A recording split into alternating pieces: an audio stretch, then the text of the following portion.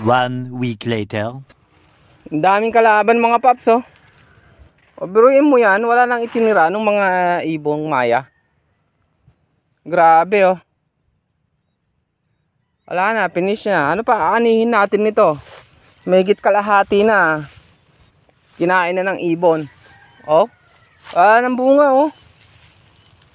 Biruin mo yon. Oh, nakatayo na yung uhay ng palay, oh. Wala kang awa! Eh, ayaw ko talagang gawin na lasunin ko yung mga ibon kasi kasama natin yan sa ecosystem.